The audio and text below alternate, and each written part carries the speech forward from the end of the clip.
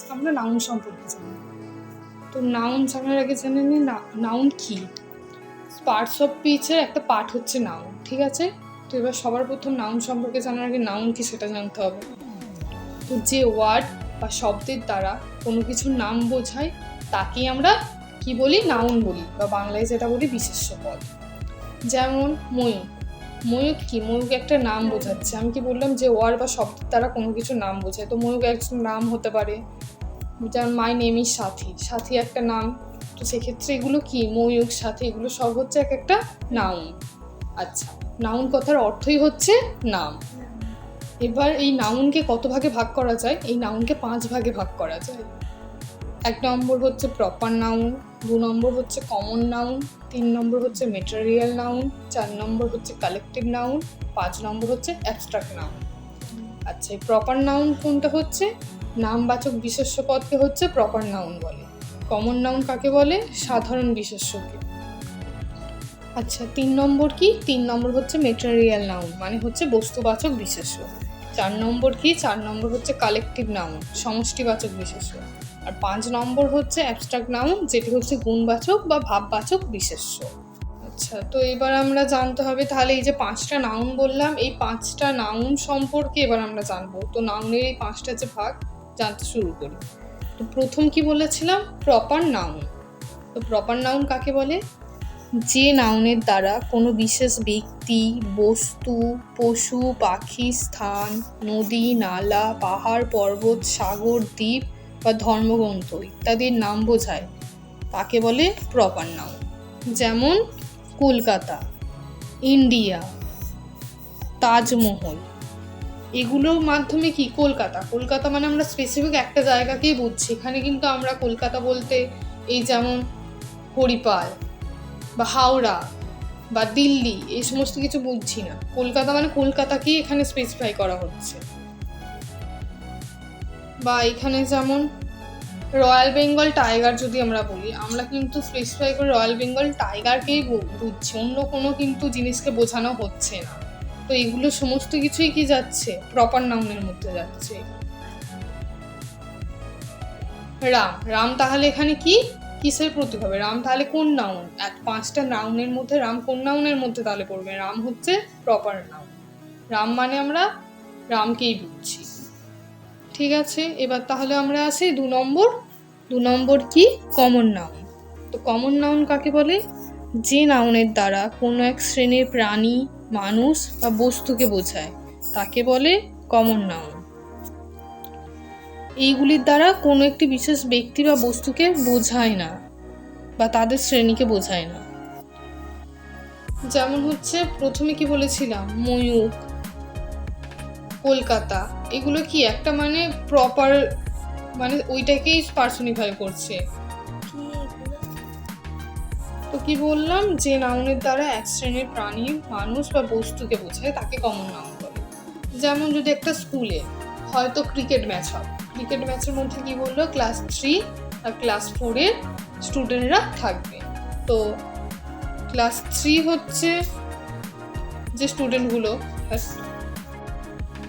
এই যে ক্লাস 3 আর 4 এই যে স্টুডেন্ট, মানে এই স্টুডেন্ট কোন ক্যাটাগরির মধ্যে তাহলে পড়ছে? কেন স্টুডেন্ট হচ্ছে এখানে কমন নাউনের মধ্যে পড়ছে, কারণ এর মাধ্যমে একটা নির্দিষ্ট শ্রেণীকে বোঝানো হচ্ছে।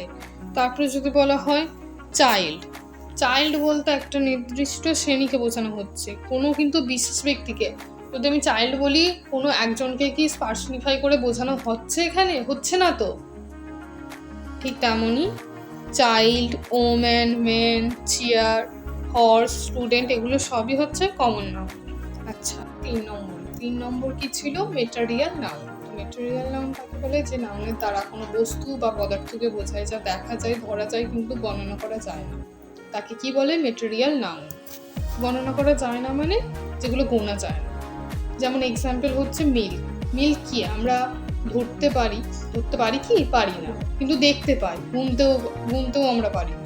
আর একটা যেমন কি ওয়াটার, মানে জলও আমরা দেখতে পাই কিন্তু আমরা ধরতে পারি না বা গুনতেও পারি না। সেম একইভাবে অয়েলও আমরা দেখতে পাই কিন্তু ধরতে বা গুনতে কোনোটাই পারি না। তো এগুলো কিসের মধ্যে যাচ্ছে? ম্যাটেরিয়াল নাউনের মধ্যে যাচ্ছে। দেন তারপর কি আসছে? Collective noun. কালেকটিভ নাউন তাহলে কাকে বলে? যে সকল নাউনে বহু ব্যক্তি বা প্রাণী অথবা পদার্থের সমষ্টি বোঝায়, অর্থাৎ একটি জাতি, দল, গুচ্ছ ইত্যাদি বোঝায়, তাকে বলে কালেকটিভ নাউন। যেমন ক্লাস, একটা ক্লাসের মধ্যে অনেক ছাত্রছাত্রী থাকে, তাহলে সেই ক্লাসটা মিলে একটা দল তৈরি হচ্ছে। যেমন আগে আমরা একটা এক্সাম্পল দিয়েছিলাম স্টুডেন্ট বোঝাতে, যে যদি একটা স্কুলে ক্রিকেট ম্যাচ করা হয়, সেখানে যদি 3 আর 4 স্টুডেন্টকে নেওয়া হয়, তাহলে ক্লাস 3 একটা শ্রেণী, 4 একটা শ্রেণী, এইগুলো এক একটা ক্লাসটা মিলে তো এক একটা দল হচ্ছে। তো ক্লাসটা তখন কিসের মধ্যে চলে যাচ্ছে? কালেকটিভ নাউনের মধ্যে। কিন্তু স্টুডেন্ট বললে কিন্তু স্টুডেন্টটা যাবে হচ্ছে কমন নাউনে। একইভাবে হচ্ছে পিপিল। 4 নম্বর পয়েন্ট কি যেটা বললাম, কালেকটিভ নাউনটা আরও ইজি ওয়েতে আমাদের মনে রাখার জন্য আমরা যেটা বলতে পারি, মানে কোনো কিছু কালেক্ট করলে তো একসাথে জিনিসটা জড়ো হয়ে যায়, তো সেই ক্ষেত্রে সেই জিনিসটাকেই তখন আমরা কিসের মধ্যে ফেলে দিতে পারি? কালেকটিভ নাউনের মধ্যে। আরও যেমন আর্মি, আর্মি কি? আর্মিও এখানে কালেকটিভ নাউন। ফ্যামিলি, ফ্যামিলিও হচ্ছে কালেকটিভ নাউন। ওকে, দেন 5 নম্বর কি আসছে? 5 নম্বর কি আছে? Abstract noun. অ্যাবস্ট্রাক্ট নাউন কাকে বলে?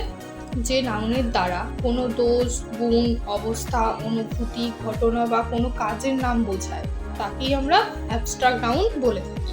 কিন্তু এই বিষয়ে একটা জিনিস মনে রাখতে হবে, অ্যাবস্ট্রাক্ট নাউনের দ্বারা এমন কোনো দোষ, গুণ, অবস্থা বা অনুভূতির নাম বোঝাবে যা কেবল মন দিয়ে কিংবা লোকের কাজের ভেতর দিয়ে অনুভব করা যায়। কিন্তু ইন্দ্রিয় কি? আমাদের কটা ইন্দ্রিয় আছে? 5 ইন্দ্রিয়। চোখ, কান, নাক, জিভ আর ত্বক, যেটা এর দ্বারা অনুভব করা যায় না, শুধু তার কাজের মাধ্যমে বা তার অনুভূতির মাধ্যমেই আমরা বুঝতে পারি, সেটাই হচ্ছে অ্যাবস্ট্রাক্ট নাউন। যেমন হচ্ছে অনেস্টি, একটা লোকের যে সততা, তা আমরা তার কাজের মাধ্যমেই নিশ্চয়ই দেখতে পাই। বা কেউ হয়তো ভীষণ আনন্দে আছে, বা কেউ হয়তো খুব মানে যেটা শারীরিক কষ্ট বলি, উইকনেস যেটা বলি, বা কেউ হয়তো দুঃখে আছে, এই সরো, উইকনেস, অনেস্টি, এগুলো সবই কিসের মধ্যে পড়ছে? অ্যাবস্ট্রাক্ট নাউনের মধ্যে পড়ছে। এখানে অনেস্টি কিসের নাম? গুণের নাম। আর জয়, সরো হচ্ছে মনের বিশেষ অবস্থার নাম। ঠিক আছে, যে বললাম না মনের ভেতর দিয়ে। তো আজকের নাউনের পার্ট আমাদের এই পর্যন্তই। পরের দিন আমরা প্রোনাউন নিয়ে আলোচনা করব, যেটা পার্টস অফ স্পিচের নাউনের পরের অপর একটি ভাগ। টাটা।